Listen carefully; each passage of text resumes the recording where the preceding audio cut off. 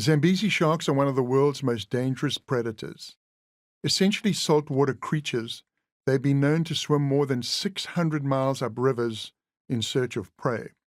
They thrive in shallow, murky waters and are particularly prevalent in my hometown of Durban, South Africa, where they account for a very high percentage of attacks and fatalities.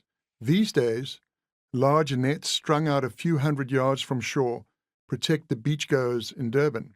But back in 1957, during a month now referred to as Dark December, 7 swimmers were attacked by Zambezi sharks, 5 of them fatally.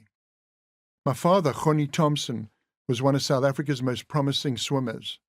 In 1946, at the age of 22, he was training to represent South Africa in the Olympic Games. He loved to compete, and he took an enormous amount of pride in winning, but he was always able to place winning into a larger perspective. He felt that with all the problems in the world at the time, he had volunteered as a tail gunner in the South African Air Force during World War II. Sports competition was one area people could get along and interact with one another in an honorable way. Sports were dear to him as a way of building character, and he prized good sportsmanship above all else, win or lose.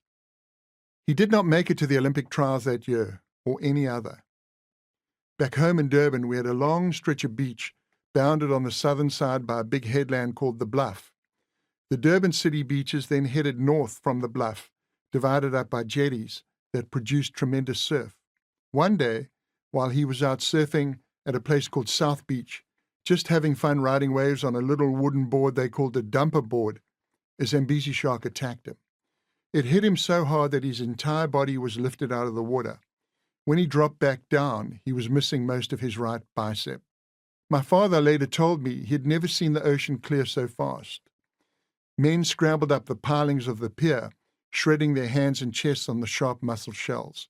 In all the confusion and all the blood, people on the beach at first thought there had been multiple attacks.